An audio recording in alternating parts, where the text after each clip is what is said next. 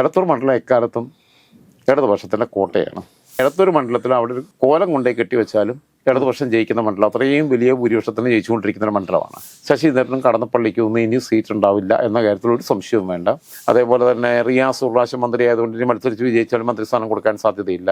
ഇവിടെ ആളുകൾക്ക് പലതും പറയാം, മരുമോനെ മുഖ്യമന്ത്രിയാക്കുന്നു എന്നൊക്കെ. അത് കമ്മ്യൂണിസ്റ്റ് പാർട്ടിയെക്കുറിച്ച്, അതാണ് ഈ പാർട്ടിയെക്കുറിച്ച് നിങ്ങൾക്ക് ഒരു ചുക്കും അറിയത്തില്ലെന്ന് പണ്ട് പിണറായി വിജയൻ പറഞ്ഞ്. ഈ മണ്ഡലം പുനഃസംഘടനയ്ക്ക് ശേഷം CPM നല്ല ഹോംവർക്ക് നടത്തിയുകൊണ്ട് അവർക്ക് അനുകൂലമായിട്ടുള്ള മണ്ഡലമാണ്. BJP വലിയ ഫാക്ടറാണ്. BJP പിടിക്കുന്ന വോട്ട് ആർക്ക് ദോഷം ചെയ്യുമെന്നുള്ളത് ഫാക്ടറാണെന്ന് പറഞ്ഞു കഴിഞ്ഞാൽ വിജയിക്കുമെന്നല്ല ഞാൻ പറഞ്ഞത്. ബേപ്പൂർ മണ്ഡലത്തെക്കുറിച്ച് പറയുമ്പോൾ ബേപ്പൂർ എക്കാലവും ഇടതുപക്ഷത്തിൻ്റെ ഒരു ഉറച്ച കോട്ട എന്ന് ഞാൻ വിശ്വസിക്കുന്ന ഒരു മണ്ഡലമാണ് കോഴിക്കോട് ജില്ലയിൽ. പി.ടി. റഹീമിന് സബ്സ്റ്റിറ്റ്യൂട്ടായിട്ട് ആര് വരും എന്നുള്ളൊരു പ്രശ്നമാണ്. ഫൈറ്റിംഗ് സീറ്റാണ്. രാജ്മേ നമസ്കാരം. നമസ്കാരം. കഴിഞ്ഞ ദിവസം നമ്മുടെ കോഴിക്കോട് ജില്ലയിലെ 13 അസംബ്ലി നിയോജക മണ്ഡലങ്ങളിൽ 6 നിയോജക മണ്ഡലങ്ങളെ കുറിച്ച് നമ്മളൊരു അവലോകനം നടത്തിയിരുന്നു. ഇനി അവശേഷിക്കുന്ന 7 നിയോജക മണ്ഡലങ്ങളാണ്. ഈ 7 നിയോജക മണ്ഡലങ്ങളെ കുറിച്ച് എന്താണ് പറയാനുള്ളത്? അതായത് കഴിഞ്ഞ ദിവസം നമ്മൾ നടത്തിയത് വടകര തൊട്ട് പിന്നെ ഉള്ള മണ്ഡലങ്ങളാണ് നമ്മൾ നടത്തിയത്. അതിലൊരു ഫാക്ച്വറൽ എറർ എൻ്റെ ഭാഗത്തുനിന്ന് വന്നിട്ടില്ല. പ്രേക്ഷകരോട് എനിക്കൊരു പിന്നെ മാപ്പ് ചോദിക്കാനുണ്ട്. ഒന്ന്, വടകര നിയോജക മണ്ഡലത്തിലെ എതിർ സ്ഥാനാർത്ഥി കെ രമയുടെ എതിർ സ്ഥാനാർത്ഥി CK നാണുവായിരുന്നു എന്നത് വസ്തുതാപരമായിട്ടുള്ള പിഴവാണ്. ഒരുപാട് പേര് അത് ചൂണ്ടിക്കാണിച്ചിട്ടുണ്ട്. ആ പിന്നെ പിഴവ്, ആ പേര് മാറിപ്പോയതിലുള്ള പിന്നെ അത് അക്ഷന്തവ്യമായ അപരാധമാണ് എന്നൊന്നും ഞാൻ കാണുന്നില്ല. ഞാൻ പറഞ്ഞല്ലോ, നമ്മൾ പ്രോംപ്റ്റർ വെച്ച് നോക്കി വായിക്കുന്നതല്ല. ആ തെറ്റിന് പിന്നെ എന്നാലും അങ്ങനെ പിഴവ് വരാൻ പാടില്ലായിരുന്നു. അതിന് ഖേദം പ്രകടിപ്പിക്കുകയാണ്. അതോടൊപ്പം തന്നെ വടകര മണ്ഡലത്തിൽ ഇടതുപക്ഷത്തിന് പ്ലേസ് ചെയ്യാൻ പറ്റുന്ന സ്ഥാനാർത്ഥികളെ കുറിച്ച് പറഞ്ഞപ്പം ഞാൻ പറയാതെ വിട്ടുപോയൊരു കാര്യമുണ്ട്. ദിനേശൻ പുത്രത്ത് പൊളിറ്റിക്കൽ സെക്രട്ടറി ആയിരുന്നു CM-ൻ്റെ. അതോടൊപ്പം തന്നെ SFIയുടെ സംസ്ഥാന പ്രസിഡൻ്റായിരുന്നു. ഇപ്പോൾ ദേശാഭിമാനിയുടെ ചീഫ് എഡിറ്ററാണ്. CPM-ൻ്റെ പിന്നെ കേന്ദ്ര കമ്മിറ്റി അംഗമായിട്ട് തിരഞ്ഞെടുക്കപ്പെട്ടു. ദിനേശൻ പുത്രത്ത് ആ ഏരിയക്കാരനാണ്, വടകര ഏരിയക്കാരനാണ്, സൗമ്യനാണ്. TP ചന്ദ്രശേഖരൻ്റെ മരണശേഷവും TP ചന്ദ്രശേഖരൻ്റെ മുന്നോട്ട് വെച്ച RMPയുമായി ഏറ്റവും കൂടുതൽ ചേർന്ന് പ്രവർത്തിച്ച സാംസ്കാരിക പ്രവർത്തനം കൂടിയായിരുന്ന SFIയുടെ മുൻ ജില്ലാ ഭാരവാഹിയായിരുന്ന KS വിമൽ ആ കാലത്തിൽ നഷ്ടപ്പെട്ടു പോയതാണ്. അർബുദ രോഗബാധിതനായിരുന്നു. എൻ്റെയും വളരെ അടുത്ത സുഹൃത്താണ്. നല്ല സഖാവായിരുന്നു, നല്ല കമ്മ്യൂണിസ്റ്റുകാരനായിരുന്നു. ചന്ദ്രശേഖരൻ്റെ കൂടെയാണ് നിന്നത്. ചന്ദ്രശേഖരൻ്റെ മരണശേഷം ഏറ്റവും തീവ്രമായിട്ട് കൂടെ നിന്നാണ്. ആ KS വിമൽ അന്തരിച്ചപ്പോൾ പോലും എതിർപക്ഷത്ത് നിൽക്കുകയായിട്ട് പോലും KS വിമലുമായി ഒരുമിച്ച് SFI രംഗത്ത് പ്രവർത്തിച്ചതിൻ്റെ ഒരുപാട് കാലത്തെ നല്ല അനുഭവങ്ങൾ വളരെ മനസ്സിൽ കൊള്ളുന്ന ഒരു ഹൃദയസ്പർശിയായി ഫേസ്ബുക്കിൽ കുറിപ്പിലൂടെ എഴുതിയ ഒരാളാണ് ദിനേശൻ പുത്തലത്ത്. ആക്രമണോത്സുകതയൊന്നും കാണിക്കാതെ ഒരു വളരെ സാത്വികനായ രാഷ്ട്രീയക്കാരനാണ്. എന്നാൽ ഐഡിയോളജിക്കലി പൊളിറ്റിക്സിൽ വളരെ ഉയർന്നു നിൽക്കുന്ന ഒരാളാണ് ദിനേശൻ പുത്തലത്ത്. എന്നാൽ അന്ന് പറഞ്ഞതുപോലെ തന്നെ വീണ്ടും ആവർത്തിക്കുന്നു, ഷാഫി പറമ്പിലുമായിട്ടുള്ള ഒക്കെയുള്ള ഈ എൻ്റെ വക്കീലിൻ്റെ പണി ഏറ്റെടുത്തുകൊണ്ട് വടകരയിൽ ഡെമയ്ക്ക് വോട്ട് ചെയ്ത ആളുകൾക്കിടയിൽ തന്നെ അഭിപ്രായ വ്യത്യാസമുണ്ട്. ദിനേശൻ പുത്തലത്ത് ആണ് സ്ഥാനാർത്ഥി എന്നുണ്ടെങ്കിൽ ജയിച്ചു വരാനുള്ള സാധ്യതയുണ്ട് എന്നുകൂടി സൂചിപ്പിച്ചുകൊണ്ട് ഇനി നമുക്ക് ബാക്കിയുള്ള മണ്ഡലങ്ങളിലേക്ക് കിടക്കാം. നമ്മൾ പറഞ്ഞ് അവസാനിപ്പിച്ചിരുന്ന് ആരംഭിക്കുകയാണ്. അവിടെ 6 മണ്ഡലങ്ങൾക്ക് ശേഷം പിന്നീടുള്ളത് എലത്തൂരാണ്. എലത്തൂർ മണ്ഡലം എക്കാലത്തും ഇടതുപക്ഷത്തിൻ്റെ കോട്ടയാണ്. എലത്തൂർ മണ്ഡലത്തിൽ നിന്നുള്ള നിലവിലുള്ള നിയമസഭാംഗം എന്ന് പറയുന്നത് AK ശശീന്ദ്രനാണ്. എലത്തൂർ മണ്ഡലത്തിൽ അവിടെ ഒരു കോലം കൊണ്ടേ കെട്ടിവെച്ചാലും ഇടതുപക്ഷം ജയിക്കുന്ന മണ്ഡലം, അത്രയും വലിയ ഭൂരിപക്ഷത്തിന് ജയിച്ചുകൊണ്ടിരിക്കുന്ന ഒരു മണ്ഡലമാണ്. ആ മണ്ഡലത്തിൽ ഇത്തവണ കാരണം AK ശശീന്ദ്രനെ മാറ്റണമെന്ന് NCP ഔദ്യോഗികമായി, PC ചാക്കോ ഒരു കാലത്ത് പുലിയായിരുന്നു, PC ചാക്കോ സംസ്ഥാന പ്രസിഡന്റ് പറഞ്ഞിട്ട് ശരത് പവാറിൻ്റെ വലങ്കയ്യ. ശരത് പവാർ അറിയാതെ PC ചാക്കോ പറയത്തില്ല. ഇന്ത്യ സഖ്യത്തിലൊക്കെ ഒരുമിച്ച് നിൽക്കുന്നുണ്ട്. എന്നിട്ട് പോലും പിണറായി വിജയൻ AK ശശീന്ദ്രനെ മാറ്റിയിട്ട് തോമസിനെ ആക്കണം എന്ന് പറഞ്ഞിട്ട് ആ അഭിപ്രായം ഇതിലെ കൂടെ തള്ളി ശശീന്ദ്രനെ ആക്കിയത്. ശശീന്ദ്രന് ലാസ്റ്റ് ചാൻസാണ്. ശശീന്ദ്രനും കടന്നപ്പള്ളിക്ക് ഒന്നും ഇനി സീറ്റ് ഉണ്ടാവില്ല എന്ന കാര്യത്തിൽ ഒരു സംശയവും വേണ്ട. ശശീന്ദ്രന് സീറ്റ് കൊടുക്കില്ല എന്ന് മാത്രമല്ല, CPM-ൻ്റെ വോട്ട് കൊണ്ടില്ല. അല്ലാതെ ശശീന്ദ്രനോട് 10 വോട്ടില്ല. ഈ NCP എന്ന് പറയുന്ന പാർട്ടിക്കോടെ 10 വോട്ടില്ല. വേണമെങ്കിൽ ആരെങ്കിലുമൊക്കെ സ്റ്റാഫിലെടുത്തവർ സ്റ്റാഫിൽ നിന്ന് ഒഴിവായി കഴിയുമ്പം സ്വാഭാവികമായിട്ടും അവർ അടുത്ത വർഷത്തിൻ്റെ കൂടെ ആണെങ്കിൽ അടുത്ത വർഷത്തിൻ്റെ കൂടെ അല്ലെങ്കിൽ അപ്പുറത്ത് ചെയ്യാടോ, അത്രയേ ഉള്ളൂ. അതൊന്നും ആ മണ്ഡലത്തെ ബാധിക്കാൻ പോകുന്നു. പിന്നെ സ്റ്റാഫ് ആവാൻ വേണ്ടിയിട്ട് മാത്രം ഇതുപോലുള്ള ചെറിയ ഘടകകക്ഷികളിൽ മെമ്പർമാരാകുന്ന ആളുകളുണ്ട്. അങ്ങനെ അല്ലാതെ അവിടെ ഒരു സ്കോപ്പ് ഇല്ലാത്തതുകൊണ്ട് തന്നെ ഈ 2 സീറ്റും കണ്ണൂർ സീറ്റ് പിന്നെ കടന്നപ്പള്ളി രാമചന്ദ്രൻ്റെ സീറ്റും ഇനിയൊരു ടൈമില്ല. എലത്തൂർ ഇനിയൊരു ടൈമില്ല. എലത്തൂർ ഇനിയൊരു ടൈമില്ല എന്ന് പറയുമ്പോൾ ശശീന്ദ്രനല്ല, ആ സീറ്റ് CPM ഏറ്റെടുക്കും എന്ന കാര്യത്തിൽ എനിക്ക് സംശയമൊന്നുമില്ല. ഇതുവരെയുള്ള കിട്ടുന്ന വിവരങ്ങളനുസരിച്ച് അവിടെ CPM-ൻ്റെ സ്ഥാനാർത്ഥി മത്സരിക്കും. CPM അവിടെ ആരെ നിർത്തിയാലും CPM-ന് ജയിക്കാൻ പറ്റുന്ന സീറ്റ്. അടുത്തത് കോഴിക്കോട് നോർത്താണ്. കോഴിക്കോട് നോർത്തിനെ കുറിച്ച് പറയുമ്പോൾ കോഴിക്കോട് നോർത്തിൻ്റെ ഒരു സ്വഭാവം എന്ന് പറഞ്ഞാൽ പഴയ കോഴിക്കോട് 1 മണ്ഡലം. കോഴിക്കോട് നോർത്ത് ആവുന്നത് 2008 ശേഷമാണ്. 2011 തൊട്ടാണ് കോഴിക്കോട് നോർത്ത് എന്നുള്ള പേരിൽ അറിയപ്പെടുന്നത്. ആ മണ്ഡലത്തിൻ്റെ സ്വഭാവം എന്ന് പറയുമ്പോൾ അവിടെ നിന്ന് ആദ്യത്തെ തെരഞ്ഞെടുപ്പിൽ 57-ലും അതേപോലെ 60-ലെ രണ്ടാമത്തെ തെരഞ്ഞെടുപ്പിലും ജയിക്കുന്നത് OT ശാരദാകൃഷ്ണനാണ്. ഈ ഇന്ത്യൻ നാഷണൽ കോൺഗ്രസിൻ്റെ.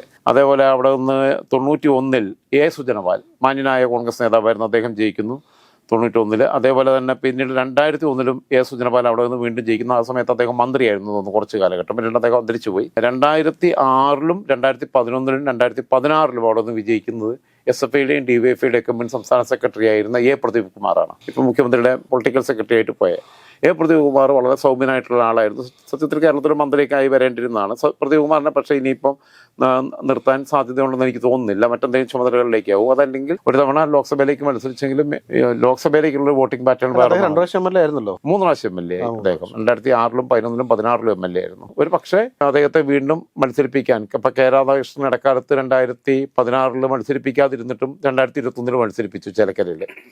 ഒരു തവണ സ്പീക്കറുമായി ഒരു തവണ മന്ത്രിയുമായ ആളാണ്.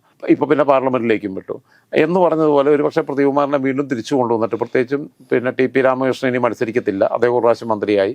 അതേപോലെ തന്നെ റിയാസ് ഒരു പ്രാവശ്യം മന്ത്രിയായതുകൊണ്ട് ഇനി മത്സരിച്ച് വിജയിച്ചാൽ മന്ത്രിസ്ഥാനം കൊടുക്കാൻ സാധ്യതയില്ല.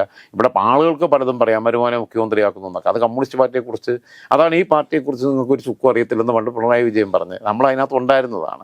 പ്രദീപ് കുമാറിന് ഒരു പക്ഷേ വീണ്ടും ഒരിക്കൽ കൂടെ കൊണ്ടുവന്ന് അവിടെ നിന്ന് മന്ത്രിയാക്കാനുള്ള ഒരു സാധ്യത ഞാൻ മുമ്പിൽ കാണുന്നുണ്ട്. നിലവിലുള്ള MLA തോട്ടത്തിൽ രവീന്ദ്രനാണ്. തോട്ടത്തിൽ രവീന്ദ്രനെതിരെ കഴിഞ്ഞ തവണ മത്സരിച്ചത് KM അഭിജിത്താണ്, KSന്റെ സംസ്ഥാന പ്രസിഡന്റായിരുന്നു. അഭിജിത്ത് നല്ലൊരു മത്സരമാണ് കാഴ്ചവെച്ചത്.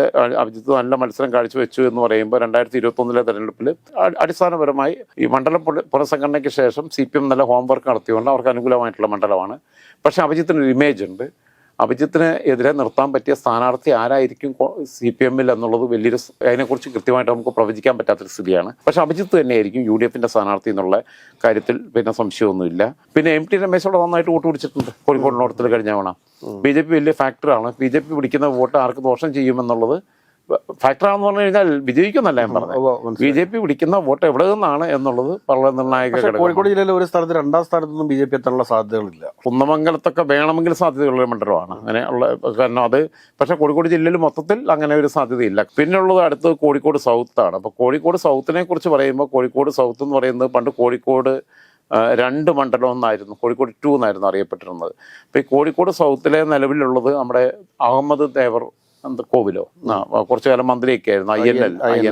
അപ്പൊ INL ജീവിച്ചിരിപ്പുണ്ടോ ഇല്ലയോ എന്നുള്ള കാര്യത്തിൽ എനിക്ക് സംശയം. അഹമ്മദ് ദേവർ കോവിൽ ജീവിച്ചിരിപ്പുണ്ടെന്ന് അറിയാം. അല്ല, അദ്ദേഹം MLA ആണല്ലോ. MLA അതുകൊണ്ട് അല്ല, അതുകൊണ്ട് ജീവിച്ചിരിപ്പുണ്ടെന്ന് അറിയാം. PSC മെമ്പർ സ്ഥാനം വിൽപ്പനയ്ക്കുള്ളതാണ് എന്ന് ആദ്യമായിട്ട് പരസ്യമായിട്ട് പുറത്തു പറഞ്ഞത് NCP പിന്നെ INL. ഇമാതിരി ഈർക്കിലെ പാർട്ടികളെ ഏത് മുന്നണിയിൽ വെക്കുന്നതും വലിയ ഗുണമൊന്നും ചെയ്യത്തില്ല. കോഴിക്കോട് സൗത്തിനകത്ത് കഴിഞ്ഞ തവണ നൂർബീന റഷീദിനെയാണ് ഇവർ ലീഗ് നിർത്തിയത്. കോഴിക്കോട് സൗത്ത് അതിൻ്റെ ചരിത്രം എടുത്ത് നോക്കുമ്പം ഇത് പിന്നെ കോഴിക്കോട് സൗത്ത് ഈ പറഞ്ഞ പോലെ തന്നെ പൊതുവേ ഇടതുപക്ഷത്തിനോട് വലിയ ചായ്വ് കാണിക്കുന്ന ഒരു മണ്ഡലമല്ല. എന്നാൽ ഇടതുപക്ഷം ജയിച്ചിട്ടുണ്ട്. അവിടെ നിന്ന് ആദ്യം ഇന്ത്യൻ നാഷണൽ കോൺഗ്രസ് ആണ്, പിന്നീട് PM അബൂബക്കർ സാഹിബ് പിന്നെ INL പിന്നീട് വിട്ടുപോയ അദ്ദേഹം ഗുരുവായൂർ അവിടെയൊക്കെ നിന്ന് മത്സരിച്ചിട്ടുണ്ട്. അദ്ദേഹം പിന്നെ 1967 അവിടെ നിന്ന് മുസ്ലിം ലീഗിൻ്റെ ജയിച്ചിട്ടുണ്ട്. പിന്നെ കോൺഗ്രസ് ജയിക്കുന്നു. പിന്നെ PM അബൂബക്കർ പിന്നെ 3 വട്ടം 77 80 82 മുസ്ലിം ലീഗിൻ്റെ സ്ഥാനാർത്ഥിയായിട്ട് മത്സരിച്ച് ജയിച്ചു. പിന്നെ നമ്മുടെ CP കുഞ്ഞു CPMന്റെ സ്ഥാനാർത്ഥിയായിട്ട് മത്സരിക്കുന്നു. പിന്നെ MK മുനീർ അവിടെ നിന്ന് 91 പിന്നെ മത്സരിച്ച് വിജയിക്കുന്നു. അതേപോലെ പിന്നെ TPM സാഹിർ ലീഗിൻ്റെ സ്ഥാനാർത്ഥിയായിട്ട് 2001 2006 PMA സലാം INLന്റെ സ്ഥാനാർത്ഥിയായിട്ട്, അഹമ്മദ് ദേവർകോവിലിന് മുമ്പ് PMA സലാം അവിടെ INLന്റെ സ്ഥാനാർത്ഥിയായിട്ട് മത്സരിച്ച് വിജയിച്ചിട്ടുണ്ട്. പക്ഷേ പിന്നീട് അദ്ദേഹം മുസ്ലിം ലീഗിലേക്ക് പോയി എന്താ പറയുന്നതെന്നുള്ളൊരു വെളിവില്ലാതെ പറയും. മുസ്ലിം ലീഗിലെ ഏറ്റവും വെളിവില്ലാതെ വർത്താനം പറയുന്ന ആളായിട്ട് പുള്ളി മാറിയിട്ടുണ്ട്.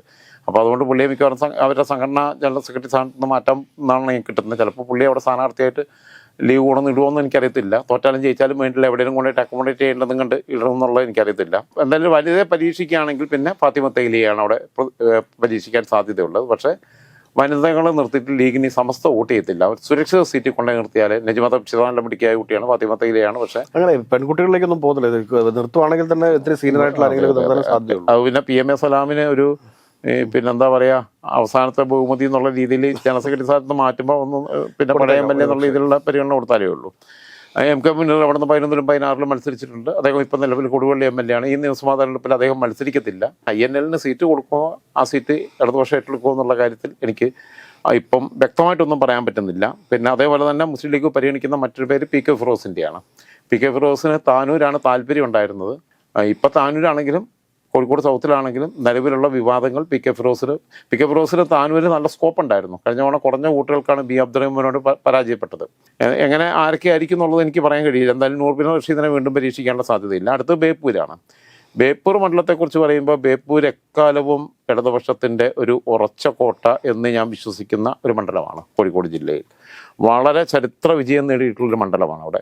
കഴിഞ്ഞ തവണ തന്നെ റിയാസ് വലിയ ഭൂരിപക്ഷത്തിനാണ് അവിടെ നിന്ന് മത്സരിച്ച് വിജയിക്കുന്നത്. ബേപ്പൂർ മൂസക്കുട്ടി സഖാവ് മത്സരിച്ച് വിജയിച്ചിട്ടുണ്ട്. ടി.കെ. ഹംസ 82-ൽ നിലമ്പൂരിൽ നിന്ന് ആദ്യമായിട്ട് നിയമസഭയിലെത്തിയെങ്കിലും 87-ൽ വീണ്ടും മരിടം മുഹമ്മദിനോട് മത്സരിച്ച പരാജയപ്പെടുമെന്ന് മുൻകൂട്ടി കണ്ട് അന്ന് സംസ്ഥാന സെക്രട്ടറി ആയിരുന്ന വി എസ് അച്യുതാനന്ദൻ്റെ അടുത്ത് പോയിട്ട് റിക്വസ്റ്റ് ചെയ്തു, എന്നെ ഒന്ന് മാറ്റുമോ, ഞാൻ നിന്നാൽ തോക്കും, നിലമ്പൂർ നിന്നാൽ 5 കൊല്ലം ഞാൻ MLA ആയപ്പോൾ ഞാൻ ചെയ്ത കയ്യിലിരിപ്പുകൊണ്ട് ആൾക്കാർ തോപ്പിക്കുമെന്ന്. അതാണ് പറഞ്ഞാലും മലയാളം എന്ന് പറഞ്ഞു. അങ്ങനെ പറഞ്ഞ് ബേപ്പൂരോട്ട് എനിക്കൊന്ന് തരുമോ ഞാൻ എന്നൊക്കെ ചോദിച്ചു. അപ്പോൾ ടി.കെ. ഹംസ അങ്ങനെ പറഞ്ഞു. ടി.കെ. ഹംസ തന്നെ പറഞ്ഞു VS പിന്നെ വളരെ കാരുണ്യപൂർവ്വം അത് പരിഗണിച്ചു കണ്ടിട്ട് എന്നെ പിന്നെ വിളിച്ചിട്ട് അവിടെ സ്ഥാനാർത്ഥി ആക്കുകയാണ് ചെയ്യുന്നതെന്നുള്ളത്. അങ്ങനെയാണ് അദ്ദേഹം പിന്നെ 87-ൽ അവിടെ നിന്ന് മത്സരിക്കുന്നു, വിജയിക്കുന്നു, പൊതുമരാമത്ത് വകുപ്പ് മന്ത്രിയായിട്ട് വരുന്നു. പക്ഷേ അതേ ടി.കെ. ഹംസയെ പിന്നെ കോലിട്ട് ഇളക്കുന്നവരെന്നൊക്കെ പറഞ്ഞപ്പോഴാണ് പറഞ്ഞ് ഹംസ കുരങ്ങനാന്ന് പറഞ്ഞിട്ട് പിന്നെ കാണുന്നിടത്തും അങ്ങോട്ടും ഇങ്ങോട്ടും ചാടുന്ന കുരങ്ങനാന്ന് VS പറഞ്ഞത്. അപ്പോൾ ടി.കെ. ഹംസ അവിടെ നിന്ന് 2-3 പ്രാവശ്യവും കണ്ടാണെന്ന് തോന്നുന്നു അവിടെ നിന്ന് പിന്നെ മത്സരിച്ച് വിജയിച്ചത് 3 തവണ. അതായത് 87-ലും 91-ലും 96-ലും അവിടെ നിന്ന് മത്സരിച്ച് വിജയിക്കുന്നു.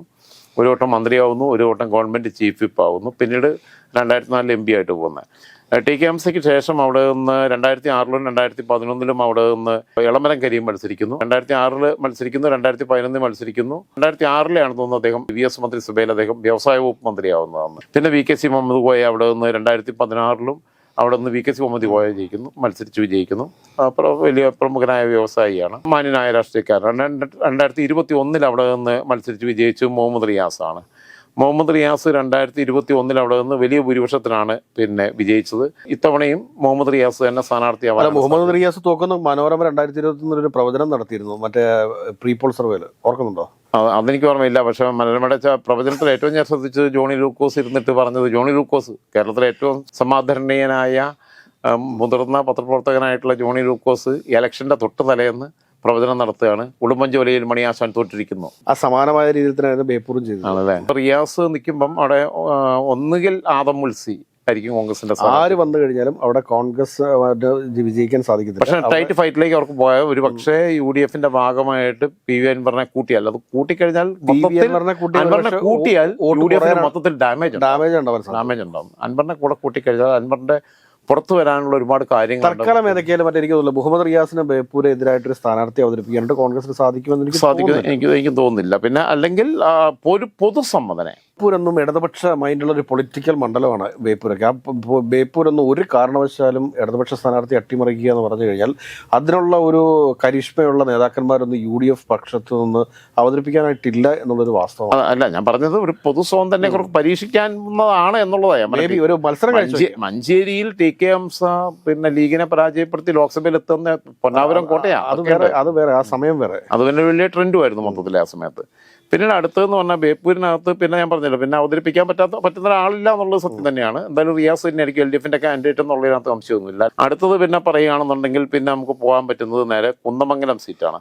കുന്നമംഗലത്ത് നിലവിൽ PT റഹീമാണ് അവിടെ കുന്നമംഗലത്ത് നിന്നുള്ള പ്രതിനിധി. PT റഹീം വരുന്നതിന് മുമ്പ് കൊടുവള്ളി മണ്ഡലം ചരിത്രത്തിൽ ആദ്യമായി ഇടതുമുന്നണിക്ക് വേണ്ടി ലീഗിന്റെ വിമതനായി വന്ന് സ്വതന്ത്ര സ്ഥാനാർത്ഥിയായിട്ട് മത്സരിച്ച് പിടിച്ചെടുത്ത ആളാണ് PT റഹീം. പിന്നീടാണ് PT റഹീം അവിടെ ഉള്ള ആവശ്യം കൂടെ ഇടതുമുന്നണി പിന്നീട് അവിടെ പിടിച്ചെടുത്തിട്ടുണ്ട് കൊടുവള്ളി. മണ്ഡല പുനർനിർണയത്തിന് ശേഷമാണ് അതിനു മുമ്പ് കുന്നമംഗലം പിന്നെ സംവരണ മണ്ഡലമായിരുന്നു. അവിടെ നിന്ന് അവർ UC രാമനെ മുസ്ലിം ലീഗിൻ്റെ സ്ഥാനാർത്ഥിയായിട്ട് നിയമസഭയിൽ എത്തിച്ചിട്ടുള്ളത്. ഇപ്പോൾ അത് ജനറൽ മണ്ഡലമാണ്. നിലവിൽ ലീഗിൻ്റെ സീറ്റായിട്ട് കൊടുത്തെങ്കിലും കോൺഗ്രസ്സുകാരനായിട്ടുള്ള ദിനേശ് പെരുമണ്ണയെ ലീഗ് അവിടെ മത്സരിപ്പിച്ചു. പക്ഷേ അന്ന് PT റഹീം അവിടെ ഏകദേശം 11,000 വോട്ടിൻ്റെ ഭൂരിപക്ഷത്തിന് വിജയിച്ചു. അവിടെ 2006 കൊടുവള്ളിൽ MLA ആവുന്നു. 11, 16, 21 4 ടൈം MLA ആയി. സ്വാഭാവികമായും 4 ടൈമൊക്കെ നിൽക്കുമ്പം ഉണ്ടാകാവുന്ന ചില സ്വാഭാവികമായ ചില എതിർപ്പുകൾ ഉണ്ടാവും. PT റഹീമിന് സബ്സ്റ്റിറ്റ്യൂട്ടായിട്ട് ആര് വരും എന്നുള്ളൊരു പ്രശ്നമാണ്. ഫൈറ്റിംഗ് സീറ്റാണ്, അങ്ങോട്ടും ഇങ്ങോട്ടും അറിയാം. തുടർച്ചയായിട്ട് PT റഹീം ജയിക്കുന്നു എന്ന് പറയുമ്പോഴും അവിടെ എന്തും സംഭവിക്കാം. ഒരു പക്ഷേ കൽപ്പറ്റയിൽ ശ്രേയാംസ് കുമാർ വന്നാൽ സിദ്ദിഖ് തന്നെ ഇവിടെ വന്നിട്ട് മത്സരിക്കാൻ സാധ്യതയാണ്. കുന്നമംഗലം സീറ്റ് ഓൾറെഡി മറ്റേ കേരള പ്രവാസി അസോസിയേഷൻ എന്ന് പറയുന്നൊരു പുതിയ പാർട്ടി UDF വന്നിട്ടുണ്ട്. ആ പാർട്ടിയുടെ നേതാവായിട്ടുള്ള രാജേന്ദ്രൻ വെള്ളപ്പാലത്ത് അത് പേയ്മെന്റ് ആ സീറ്റ് വിറ്റേക്കുന്ന ഓൾറെഡി. പക്ഷെ അത് പ്രാദേശികമായിട്ട് പ്രശ്നങ്ങളൊക്കെ ഉണ്ടാവും അവസാന ഘട്ടത്തിൽ. സിദ്ദിഖിന് കൽപ്പറ്റ നിശ്ചയിച്ചു കഴിഞ്ഞാൽ ഇവിടെ ശ്രേയാംസ് കുമാർ വന്നു കഴിഞ്ഞാൽ ഇവിടെ കൊണ്ടൊന്ന് പ്ലേസ് ചെയ്യേണ്ടി വരും.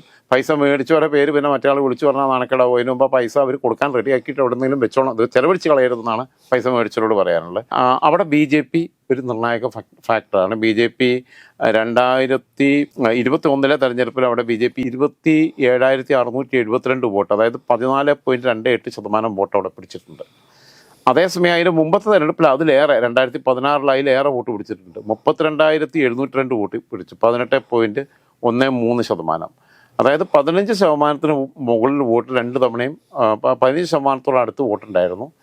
അതിൽ BJP പിടിക്കുന്ന വോട്ടുകളും അവിടെ നിർണായകമായിരിക്കും. അപ്പം അവിടെ പൊതുസമ്മതനായ ഒരു ഹിന്ദു കാൻഡിഡേറ്റിനെ UDF നിർത്തിയാൽ വോട്ട് സ്പ്ലിറ്റ് ഉണ്ടാക്കാൻ പറ്റും. BJP വോട്ടുകൾക്കകത്ത് പിടിക്കാൻ കൂടെ പറ്റുന്ന ഒരാളെ നിർത്തി കഴിഞ്ഞാൽ, അങ്ങനെ വന്നു കഴിഞ്ഞാൽ രണ്ടിടത്തും കമ്മ്യൂണലായിട്ടുള്ള ധ്രുവീകരണം നടക്കും. അവിടെ ഇല്ല T സിദ്ദീഖാണ് CPM സ്ട്രോങ് ആയിട്ടുള്ള സ്ഥാനാർത്ഥിയെ നിർത്തി കഴിഞ്ഞാൽ പൊളിറ്റിക്കൽ ഫൈറ്റ് ആയിരിക്കും. രണ്ടാണെങ്കിലും നല്ല മത്സരം നടക്കും എന്നുള്ളതാണ് ഞാൻ മനസ്സിലാക്കുന്നത്. കുന്നമംഗലത്ത് പിന്നെ UC രാമനെ തന്നെ കൊണ്ടു നിർത്താനുള്ള സാധ്യതയുണ്ട്. അങ്ങനെ ഒരു ആലോചന ലീഗിനകത്ത് നടക്കുന്നുണ്ട്. അതായത് UC രാമനെ കോങ്ങാട് കൊണ്ടുപോയി നിർത്തിയതിന് പകരം അദ്ദേഹത്തിന് അടിത്തട്ടിൽ ബന്ധമുള്ളൊരു മണ്ഡലമാണ് കുന്നമംഗലം മണ്ഡലം. അവിടെ 2 തവണ മറ്റോ MLA ആയിരുന്നാണ്. അതുകൊണ്ട് അദ്ദേഹത്തെ തിരിച്ചവിടെ കൊണ്ടുവരിക, അതായത് കേരളത്തിൻ്റെ ചരിത്രത്തിൽ ഒരു പക്ഷേ ആദ്യമായിട്ടാണോ എന്ന് എനിക്കറിയില്ല, ഒരു ജനറൽ സീറ്റിൽ ഒരു ദളിത് വിഭാഗത്തിൽപ്പെട്ട ആളെ സ്ഥാനാർത്ഥിയാക്കുക. അങ്ങനെയാണെങ്കിൽ അതൊരു വലിയ വിപ്ലവകരമായ മാറ്റമാണ്. അടുത്തത് നമ്മൾ കൊടുവള്ളി നിയമസഭാ മണ്ഡലത്തെക്കുറിച്ച് എടുക്കുകയാണെങ്കിൽ, കൊടുവള്ളിക്കകത്ത് നിലവിൽ അവിടെ നമ്മൾ പറഞ്ഞതുപോലെ തന്നെ MK മുനീറാണ്. മുനീർ സാഹിബിന് നിൽക്കാൻ സാധ്യതയില്ല. കൊടുവള്ളി മണ്ഡലം കാലങ്ങളായിട്ട് മുസ്ലിം ലീഗിൻ്റെ ഒരു മണ്ഡലമായിരുന്നു. 57-ലും 60-ലോടെ ഇന്ത്യൻ നാഷണൽ കോൺഗ്രസിൻ്റെ ഗോപാലൻകുട്ടി നായരാണ് മത്സരിച്ച് ജയിച്ചത്. സാക്ഷാൽ അഹമ്മദ് കേന്ദ്രമന്ത്രിയും സംസ്ഥാന മന്ത്രിയും ഒക്കെ ആയിരുന്ന മുസ്ലിം ലീഗിൻ്റെ അഖിലേന്ത്യാ ഭാരവാഹിയായിരുന്ന അഹമ്മദ് 77 അവിടെ നിന്ന് മത്സരിച്ചിട്ടുണ്ട്.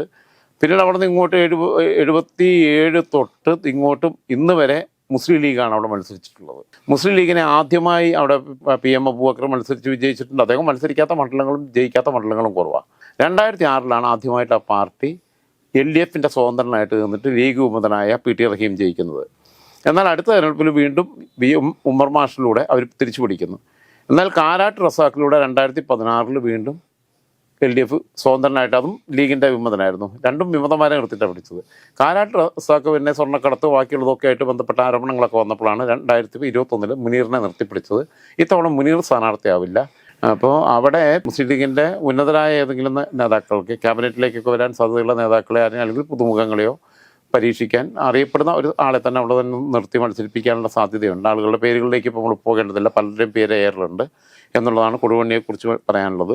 ഒരു പക്ഷേ അവിടെ മെഹബൂബിനെ തന്നെ CPM വീണ്ടും ഒന്ന് പരീക്ഷിക്കാനും സാധ്യതയുണ്ട്.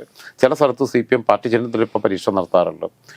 പക്ഷേ അതിന് പറ്റിയ പൊളിറ്റിക്കൽ മണ്ഡലം അല്ല അവിടെ. അപ്പുറത്തു നിന്നുള്ള സ്പ്ലിറ്റ് ഉപയോഗിച്ചിട്ട് മാത്രം ജയിക്കാൻ പറ്റുന്നൊരു മണ്ഡലമാണ് എന്നുള്ള ഒരു കുഴപ്പം. തന്ത്രപരമായിട്ട് CPM ജയിക്കുന്ന മണ്ഡലങ്ങളിൽ പെട്ടു. അതായത് ലീഗ് വിമതരെ നിർത്തി മാത്രമേ CPM കാരാട്ട് റസാഖാണെങ്കിലും PT റഹീമാണെങ്കിലും അവിടെ ജയിച്ചിട്ടുള്ളൂ എന്നുള്ളതാണ് അവിടുത്തെ ഏറ്റവും വലിയ പ്രത്യേകത. തൽക്കാലം നമ്മൾ 12 കഴിഞ്ഞ ദിവസം 6 മണ്ഡലങ്ങൾ എടുത്തു, ഇന്നിപ്പോൾ 6 മണ്ഡലം എടുത്തു. ഇനി ഒരു സീറ്റാണ്, ഒരു മണ്ഡലമാണ് കോഴിക്കോട് ജില്ലയിൽ ബാക്കിയുള്ളത്. അതും വയനാട് ഒരുമിച്ച് നോക്കുക. അത് വയനാട്, കാരണം വയനാട്ടിലെ 3 മണ്ഡലങ്ങളോട് ചേർന്ന് നിൽക്കുന്ന തിരുവമ്പാടി മണ്ഡലമാണ്. എല്ലാം മലയോര മേഖലയാണ്. അപ്പോൾ ശരിക്കും വയനാടിൻ്റെ സ്വഭാവം നിലനിൽക്കുന്ന ഒരു മണ്ഡലമാണ്. അതുകൊണ്ട് തിരുവമ്പാടി നമുക്ക് വയനാട് ജില്ലയിലെ 3 മണ്ഡലങ്ങളുടെ കൂടെ അടുത്ത ദിവസം എടുക്കാം.